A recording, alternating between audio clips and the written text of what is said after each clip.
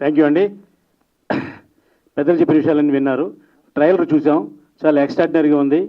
అసలు బాబ్జీ గారిలో ఉన్న గొప్ప సుగుణాలు 3 ఉన్నాయండి. ఒకటి, తన నమ్మిన ప్రొడ్యూసర్ని ఎలా సేవ్ చేద్దాం అని ఆలోచించే గొప్ప మనిషి మా బాబ్జీ గారు. అంతకుముందు రఘుపతి వెంకయ్య సినిమా తీసినప్పుడు కూడా ఆ ప్రొడ్యూసర్కి ఏ చిన్న పెయిన్ లేకుండా అద్భుతమైన సినిమా తీసి ఎన్నో అవార్డులు రివార్డులు తీసుకున్న సినిమా రఘుపతి వెంకయ్య. అంతకుముందు ఎన్టీఆర్ నగర్ కానివ్వండి, ఆయన ఇంటి పేరు ఎవరికి తెలీదు, నల్లపూసల బాబ్జీ అంటారు ఆయన్ని. కానీ యాక్చువల్గా ఆ సినిమా నల్లపూసల సినిమా ఫేమ్ బాబ్జీ కాబట్టి నల్లపూసల బాబ్జీ అంటారు. అంత మంచి వ్యక్తి ఈవేళ ఈ సినిమా తీశారు. ఇకపోతే నిర్మాత గారు మనం చూసాం ఏవీలో.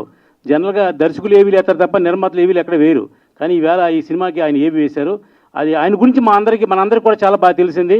ఆయన మిలిటరీలో ఉంటూ కూడా ఈ సినిమా మీద ఫ్యాషన్తో ఈ సినిమా తీశారు. కాబట్టి మా బాబ్జీ డైరెక్టర్ కాబట్టి ఈ సినిమా డెఫినెట్గా సక్సెస్ అయ్యి ఆ నిర్మాతకి అలాగే దీంట్లో పనిచేసే టెక్నీషియన్కి అందరికి కూడా లాభదాయకమే కాకుండా మంచి పేరు వస్తుంది. మనం సినిమా చూస్తుంటే ఎంత మా డైరెక్టర్ గారు చెప్పినట్టుగా మంచి ఊపొస్తుంది అందరికీ అండి. ఎప్పుడో జనగా సినిమాలను చూసాం మనం, అది మళ్ళీ ఈవేళ అలాంటి బాటలో ఉన్న ఈ సినిమా డెఫినెట్గా హిట్ అవుద్ది. ఇలాంటి సినిమా వచ్చి చాలా గ్యాప్ ఉంది కాబట్టి డెఫినెట్గా పోలీసు వారి హెచ్చరిక సినిమా హిట్ అవుద్దని మనస్ఫూర్తిగా కోరుకుంటున్నా. నేను 115 సినిమాలు తీసి ప్రొడ్యూసర్ అవడానికి కారణం మాత్రం మా బాబ్జీ అని మీ అందరికీ మరొకసారి సవినయంగా తెలియజేస్తున్నాను. థ్యాంక్ యూ అండి అందరికీ.